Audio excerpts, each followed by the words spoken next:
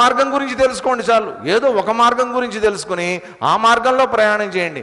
మనకేంటంటే ఎందుకు చెప్పాల్సి వస్తుందంటే మనకి వ్యావరింగ్ ఎక్కువ అండి. ఏమవుతుందంటే మనం ఒక మార్గంలో వెళ్తాం, మన గురువులు మనకి ఏదో చెప్తారు, అయ్యా ఈ మార్గంలో వెళ్ళు, ఈ యోగ మార్గాన్ని అనుసరించు, ఈ భక్తి మార్గాన్ని అనుసరించు, ఈ జ్ఞాన మార్గాన్ని అనుసరించు చెప్తారు మనకి. మనం ఒక నమ్మకంతో మనం వెళ్తూ ఉంటాం. వెళ్తూ ఉంటే సడన్గా ఇంకొకటి ఏదో కనిపిస్తుంది పక్కన.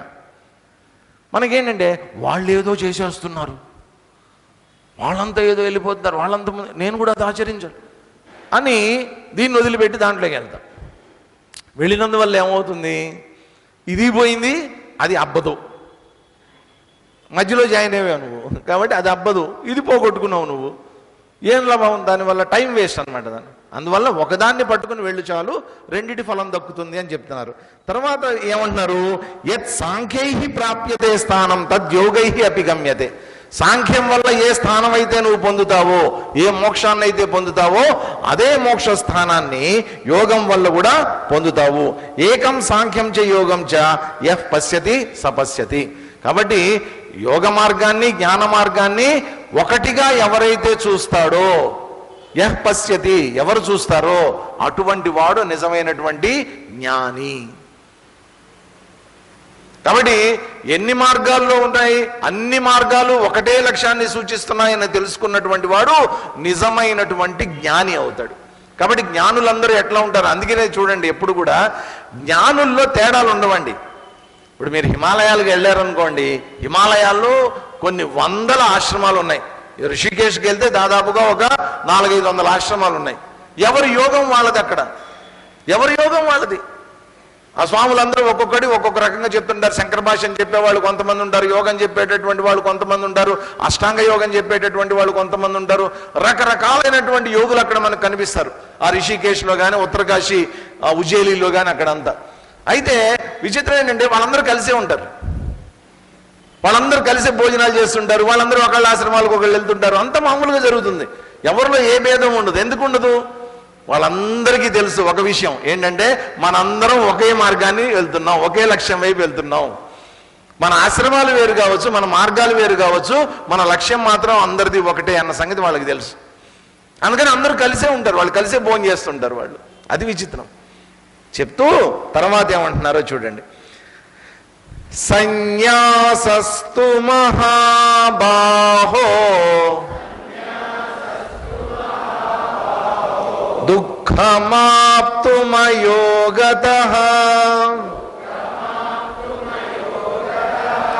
యోగయుక్తో మునిర్బ్రహ్మ నచిరేణాధిగచ్చతి.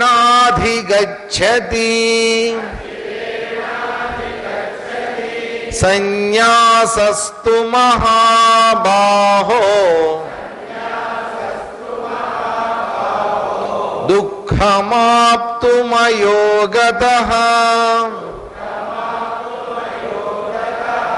యోగయుక్తో మునిర్బ్రహ్మ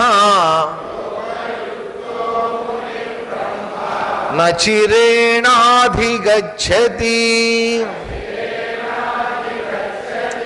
అర్జున, అయోగతః, అయోగతః యోగి అయోగి అంటే యోగంలో లేనటువంటి వాడు, ఇంద్రియ నిగ్రహం కానీ మనోనిగ్రహం కానీ లేనటువంటి వాడు ఎవరైతే ఉన్నారో అటువంటి వాడికి సన్యాసహతు ఆప్తం దుఃఖం. ఈ సన్యాసం అనేటువంటిది పొందడం ఏదైతే ఉందో, ఆ సన్యాసాశ్రమాన్ని పరిపూర్ణంగా స్వీకరించడం అనేటువంటిది ఏదైతే ఉందో, దానిలో పరిపూర్ణంగా ఆ మార్గంలో నడవటం ఏదైతే ఉందో, దుఃఖం, చాలా కష్టం అనిపిస్తుంది అతనికి, సన్యాసికి. కాబట్టి ఆలోచించండి, సన్యాసి జీవితం అంత ఈజీ కాదు, కొంచెం కష్టంగా ఉంటుంది. ఎందుకని? అయోగం. యోగం అంటే ఏంటి? తనని తాను కంట్రోల్లో ఉంచుకున్నటువంటి వాడు, తనను తానుగా తన నిగ్రహంలో ఉన్నటువంటి వాడు. అయోగము అంటే తనను తాను కంట్రోల్లో ఉంచుకోలేనటువంటి వాడు. అటువంటి వాడికి సన్యాసం స్వీకరించడం అనేటువంటిది చాలా కష్టం, సన్యాస మార్గం. యోగయుక్త ముని నచిరేణాది బ్రహ్మ అధిగచ్చతి. కానీ యోగంలో ఉన్నటువంటి వాడు ఎవరైతే ఉన్నారో అటువంటి వాడికి మాత్రం చాలా ఈజీగా వెళ్ళిపోతుంది, జరిగిపోతుంది ప్రయాణం అనేటువంటిది. సన్యాసం అనేటువంటిది ఏంటంటేనండి, నేను చెప్తాను, కొంచెం షార్ట్ కట్ మెథడే, కాదనట్లేదు.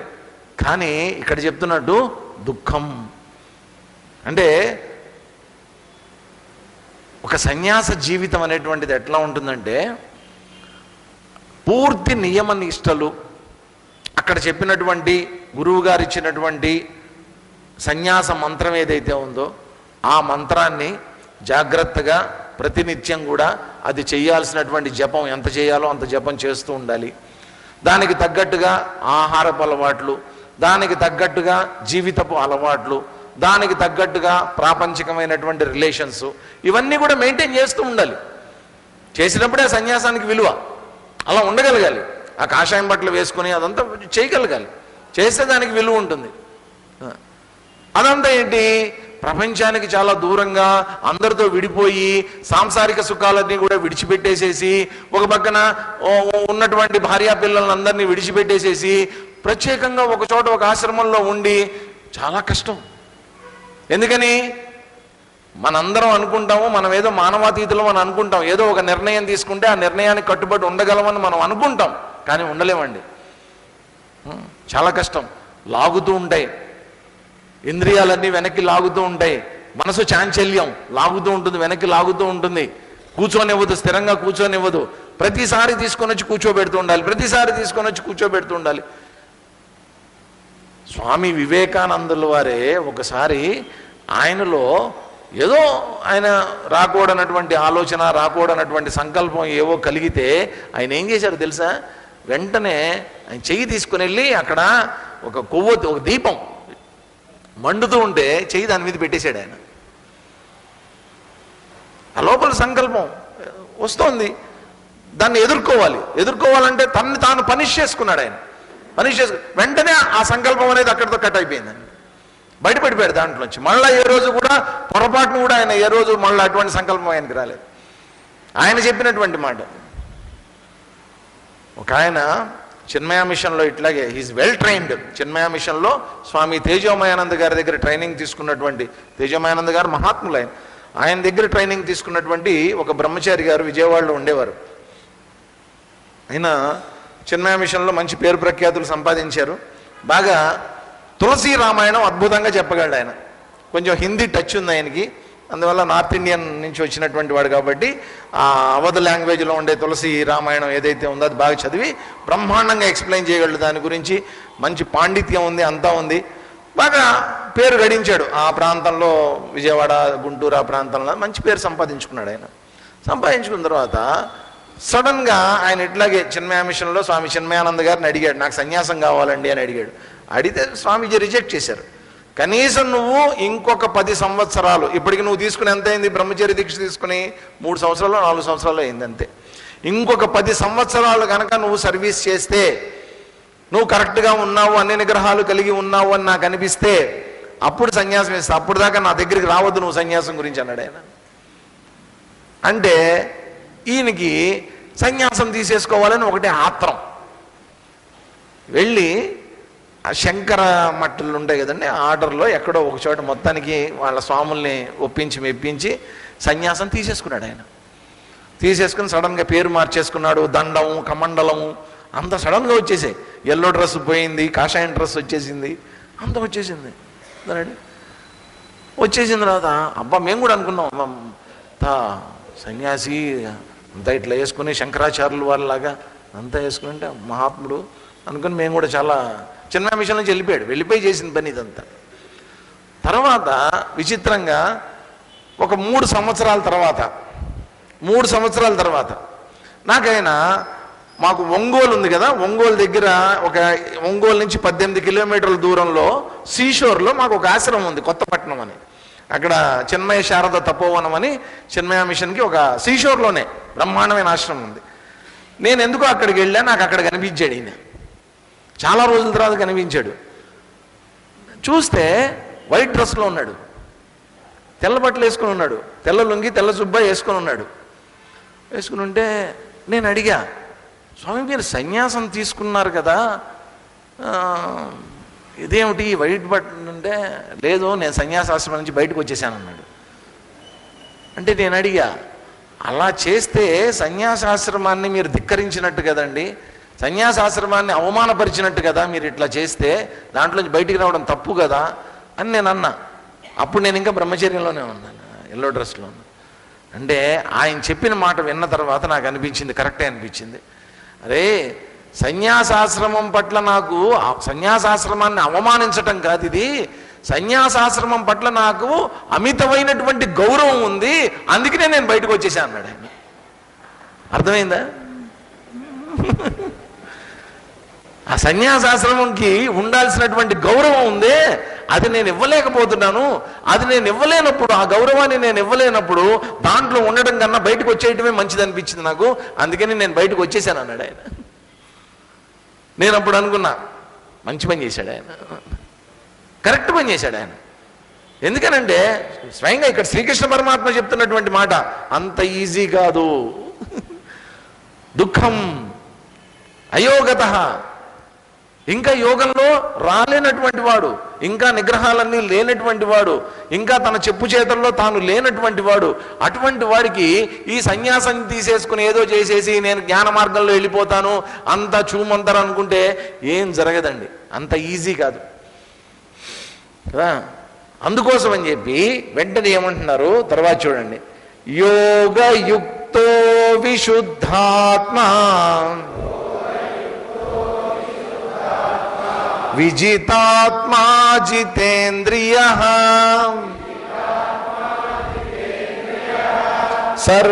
సర్వభూతాత్మ భూతాత్మా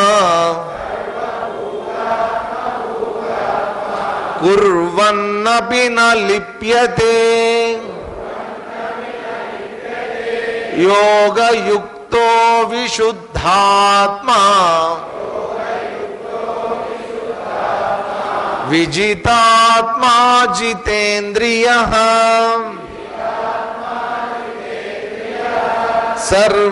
సర్వభూతాత్మ భూతాత్మా కుర్వన్నపి న లిప్యతే. యోగయుక్తః, నిరంతరం యోగంలో ఉండేటటువంటి వాడు.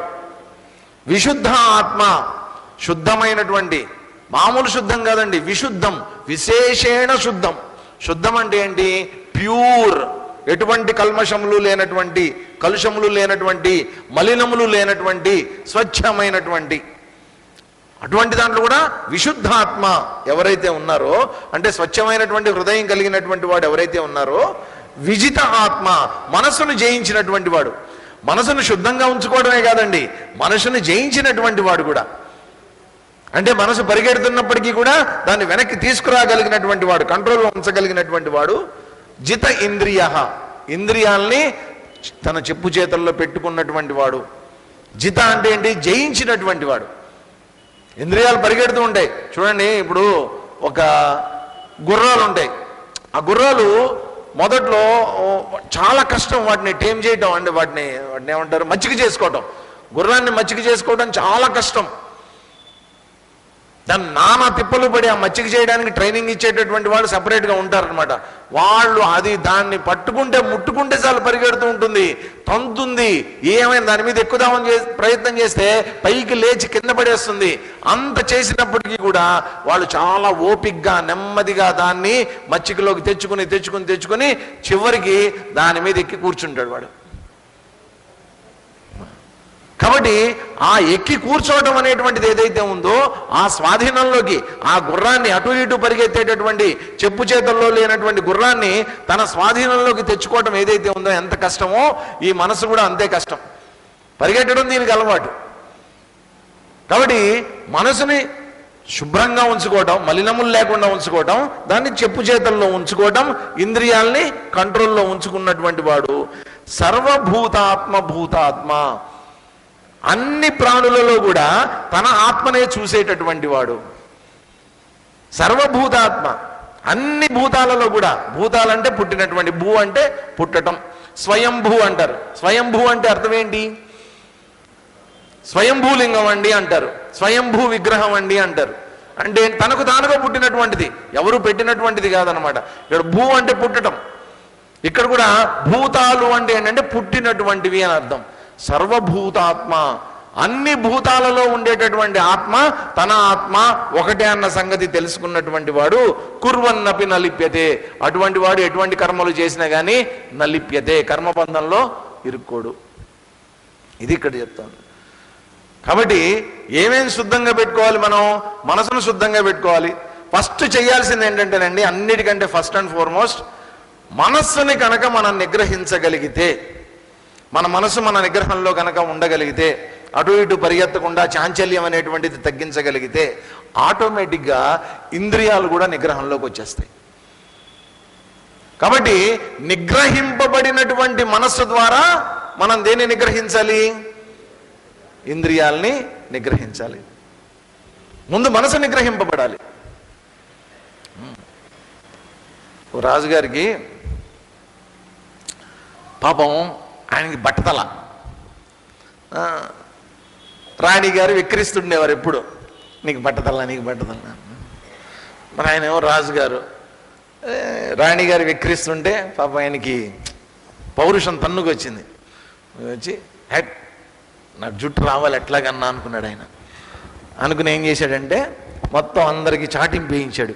ఎవరైనా సరే నా బట్ట నెత్తి మీద జుట్టు గనక మొలిపిస్తే వాడికి ఒక రథం నిండా బంగారు నాణ్యాలు గిఫ్ట్గా ఇస్తానన్నాడు.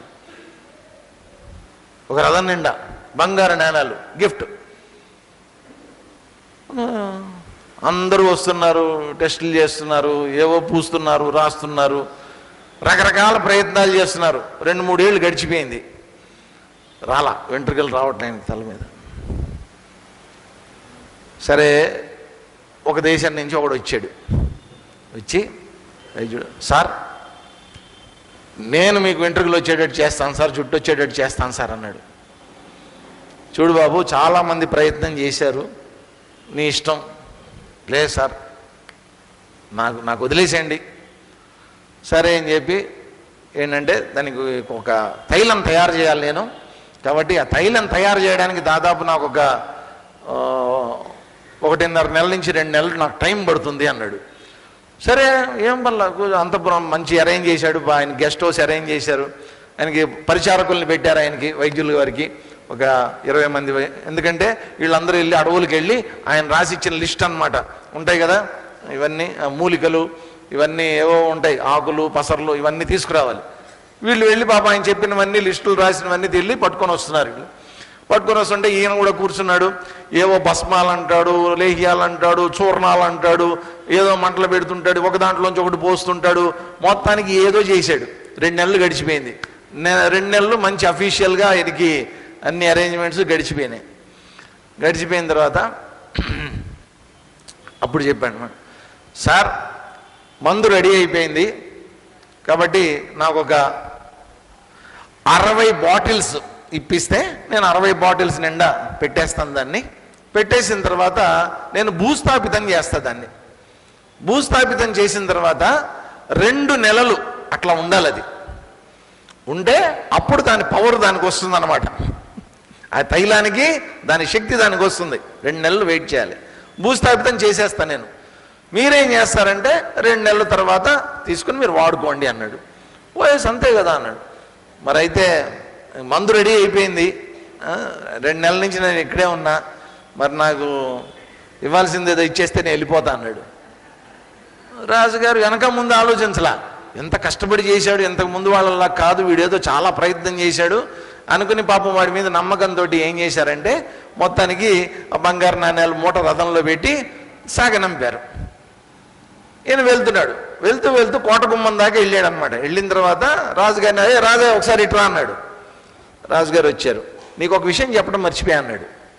ఏంటంటే నువ్వు 2 నెలల తర్వాత దాన్ని బయటికి బయటికి తీసిన తర్వాత 60 సీసాలు బయటికి తీసి బయట పెట్టిన తర్వాత ఏం చేస్తామంటే ఒక అద్దం ముందు నించో, ఎలా వాడాలో చెప్తున్నాడు అనమాట. ఒక అద్దం ముందు నించో, చక్కగా మొత్తం సీసాలో ఉండే తైలం అంతా పోసేసుకుని 2 చేతులతో బాగా రుద్ది 2 చేతులు ఒకేసారి తల మీద పెట్టి బాగా రుద్దు. సరే కదా, అంతే కదా, నేను చూసుకుంటా అన్నాడు. ఇక్కడే ఉంది ఏంటంటే నువ్వు రుద్దుకునేటప్పుడు అద్దంలో చూసుకుని నువ్వు తల మీద రుద్దుకుంటూ ఉంటావు చూసావా, ఆ టైంలో పొరపాటును కూడా నీకు కోతి గుర్తు రాకూడదు. కోతి కనుక గుర్తొచ్చింది అనుకో, ఆ రోజు మందు పని చేయదు. కోతి గుర్తు రాకూడదు, అంతే కదా, నేను చూసుకుంటా మీరు వెళ్ళిపోండి. అయిపోయింది. ఆయన వెళ్ళిపోయాడు, డబ్బులు పట్టుకుని వెళ్ళిపోయాడు. ఆయన 2 నెలలు అయిపోయింది. బయటికి తీసాడు, తీసి అద్దం ముందు నిల్చున్నాడు, పెట్టాడు. పెట్టంగానే ఫస్ట్ టైం గుర్తొచ్చింది ఆయనకి, గుర్తొచ్చింది, ఈరోజు మందు వేస్ట్ అయిపోయిందిరా అనుకున్నాడు. మళ్ళా 2వ రోజు మళ్ళా పోసుకున్నాడు. కోతి రెడీ. మీరు ఏదైతే ఆలోచించకూడదు అనుకుంటారో, విచిత్రం ఏంటంటే మనసు యొక్క లక్షణం అది. మీరు ఏదైతే వద్దనుకుంటారో, ఏదైతే ఆలోచించకూడదు అనుకుంటారో, అవే ఆలోచనలు మిమ్మల్ని తిప్పి తిప్పి తిప్పి తిప్పి కింద వేసేస్తాయి. దానివల్లే సగం ప్రాణం పోతుంది మనకి, దానివల్లే మన ఎనర్జీ అంతా వేస్ట్ అయిపోతూ ఉంటుంది. దానివల్లే యోగంలో ఉండేటటువంటి వాడు బయటపడిపోతూ ఉంటాడు ఎప్పుడు కూడా. మనం ఏది వద్దనుకుంటామో అదే దక్కుతూ ఉంటుందండి మనకి, అది విచిత్రం. ఆ కోతి వద్దన్నాడు ఆయన, ఆయన చెప్పింది ఏంటి, వద్దు అన్నాడు. ఆయన వద్దన్నదే గుర్తొస్తుంది, మన కర్మది. మొత్తం 60 సీసాలు అయిపోయినాయి, ఆయన బోడిగుండు అలాగే ఉండిపోయింది. కాబట్టి అందుకనేంటి, ముందు నీ మనసును నువ్వు కంట్రోల్లో పెట్టుకో. కంట్రోల్ చేయబడినటువంటి మనసు ద్వారా అప్పుడు నువ్వు ఇంద్రియాల్ని కనుక నిగ్రహిస్తే అటువంటి వాడికి యోగం అనేటువంటిది సిద్ధిస్తుంది. అచిరేణాధిగచ్చతి, వెంటనే పొందుతాడు అతను. ఫలాన్ని పొందడం అనేది అంత పెద్ద ఈజీ కాదు, కష్టం కాదు, అతనికి చాలా ఈజీగా పొందుతాడు. కానీ కంట్రోల్ లేనటువంటి వాడి పరిస్థితి చాలా ఘోరంగా ఉంటుంది యోగంలో అని చెప్పడానికి చేసినటువంటి ప్రయత్నం అన్నమాట. తర్వాత చెప్తున్నారు చూడండి, ఎన్ని రకాల కర్మలను ఆచరిస్తామో ఆ లిస్ట్ అంతా చెప్తున్నారు. 8, 9 కలిపి చదువుతాం. నైవ కించిత్ కరోమీతి యుక్తో మన్యేత తత్వవిత్ పశ్యన్ శృణ్వన్ స్పృశన్ జిఘ్రన్ అశ్నన్ గచ్చన్ స్వపన్ శ్వసన్. బలు విచిత్రంగా ఉంటాయి ఈ శ్లోకాలు, పలకడానికి సరదాగా ఉంటాయి, పలుకుతుంటే మజా వస్తుంది అన్నమాట. నైవ కించిత్ కరోమీతి యుక్తో మన్యేత తత్వవిత్ పశ్యన్ శృణ్వన్ స్పృశన్ జిఘ్రన్ అశ్నన్ గచ్చన్ స్వపన్ శ్వసన్ ప్రలపన్ విసృజన్ గృహ్ణన్ ఉన్మిషన్ నిమిషన్నపి ఇంద్రియాణీంద్రియార్థేషు వర్తంత ఇతి ధారయన్ ప్రలపన్ విసృజన్ గృహ్ణన్ ఉన్మిషన్ నిమిషన్నపి ఇంద్రియాణీంద్రియార్థేషు వర్తంత ఇతి ధారయన్. తత్వవిత్, ఈ పదం మాటి మాటికి వస్తుంది మనకి. తత్వాన్ని తెలిసినటువంటి వాడు అంటే జ్ఞానాన్ని కలిగినటువంటి వాడు అనుకోండి. పశ్యన్ అంటే అటువంటి వాడు చూస్తున్నా, శృణ్వన్ వింటున్నా, స్పృశన్ దేనన్నా ముట్టుకున్నా, జిఘ్రన్ వాసన చూస్తున్నా, అశ్నన్ తింటున్నా, గచ్చన్ నడుస్తున్నా, స్వపన్ నిద్రపోతున్నా, శ్వసన్ ఊపిరి పీలుస్తూ ఉన్నా, ఉచ్ఛ్వాస నిశ్వాసలు చేస్తూ ఉన్నప్పటికీ కూడా, ప్రలపన్ మాట్లాడుతున్నా, మనం కూడా అంటే ప్రైలాపనలు అంటాం, ప్రలపన్ మాట్లాడుతున్నా, విసర్జన్ అంటే తిన్నటువంటిది విసర్జన మలమూత్రాదులుగా మనం విసర్జిస్తూ ఉన్న అప్పుడు కూడా, గృహన్ తీసుకుంటున్నప్పుడు కూడా, ఉన్మిషన్ ఉన్మేషం కాలం అంటే కనురెప్పలు ఇట్లా ఆడిస్తూ ఉంటాం కదా, ఇట్లా ఇట్లా ఇట్లా అంటుంటాం, అది అప్పుడు ఏం చేస్తుంటాడ, ఉన్మిషన్ నిమిషన్ నపి కళ్ళు మూస్తూ ఉన్నా తెరుస్తున్నా మూస్తూ ఉన్నా, ఇంద్రియాణి ఇంద్రియార్థేషు వర్తంత ఇది ధారయన్. ఏమనుకుంటూ ఉంటాడట ఈ యోగి అయినటువంటి వాడు, ఇంద్రియాణి ఇంద్రియార్థాన్, నా ఇంద్రియాలు ఏవైతే ఉన్నాయో అవి ఇంద్రియాల్లో వెళ్ళి తిరుగుతున్నాయి తప్ప, ఇంద్రియార్థాల్లో తిరుగుతున్నాయి తప్ప, నకరోమి ఏవా నేనేమీ చెయ్యట్లేదు అన్న భావన కలిగి ఉంటాడట. ఇది యుక్త మన్యేత, యుక్తుడైనటువంటి వాడు అంటే యోగి అయినటువంటి వాడు ఈ విధంగా భావిస్తాడట. ఏమని భావిస్తాడు? ఎన్ని చెప్పారు చూడండి. ఇవన్నీ ఏంటి? మొదట 5 చెప్పారు. అవన్నీ ఏంటంటే మన యొక్క జ్ఞానేంద్రియాల ద్వారా చేసేటటువంటి కర్మలు, కొన్ని కర్మేంద్రియాల ద్వారా చేసేటటువంటి కర్మలు, కొన్ని మనస్సు ద్వారా చేసేటటువంటి కర్మలు. ఇవన్నీ ఇక్కడ సమాహారంగా తీసుకొని వచ్చారు మన ముందుకి. కాబట్టి మనం చూస్తూ ఉంటాం, చూడటం అనేటువంటిది ఒక కర్మ, వింటూ ఉంటాం, వినటం అనేటువంటిది ఒక కర్మ, ముట్టుకుంటూ ఉంటాం అన్నిటినీ, అదొక కర్మ. ఇవన్నీ కర్మలు చేస్తూ ఉంటాం. అయితే ఈ కర్మలన్నిటి వెనుక ఒక సంకల్పం ఉంటుంది మనకేంటి? నేను చేస్తున్నా. ఎక్కడైతే నేను అనేటువంటిది ఉంటుందో దాని నుంచి ఏం పుడుతూ ఉంటుందండి? ఎక్కడ నేను ఉంటుంది అక్కడ నాది. కాబట్టి ఈ కర్మ చేస్తున్నది నేను, కర్మఫలం ఎవరిది? కాబట్టి నాది. నేను చూస్తున్నా, వింటున్నా, తింటున్నా, నిద్రపోతున్నా, ప్రతిసారి కూడా ఆహారం స్వీకరిస్తున్నా, దాన్ని విసర్జిస్తున్నా, ఏం చేస్తున్నప్పటికీ కూడా నేను నేను నేను నేను నేను నేను నేను చేస్తున్నా. నేను అని అనుకున్నప్పుడల్లా నాది అనేటువంటి కర్మఫలాన్ని కూడా నువ్వు మొయ్యాల్సి వస్తుంది. నీది కానటువంటి కర్మఫలాన్ని నువ్వు మొయ్యాల్సి వస్తుంది. కానీ యోగి అయినటువంటి వాడు ఎట్లా ఉంటాడట? ఇంద్రియాన్ ఇంద్రియార్థేషు, నా ఇంద్రియాలు ఇంద్రియార్థాల్లో సంచరిస్తున్నాయి తప్ప చేసేటటువంటిది నేను కాదు అన్న దృక్పథంతో ఉంటాడట యోగి అయినటువంటి వాడు. అంటే ఏంటి చూడండి, నేనున్నా, ఇప్పుడు ఏమంటున్నానంటే నా ఇంద్రియం, నా కన్ను చూస్తోంది అని అంటున్నా.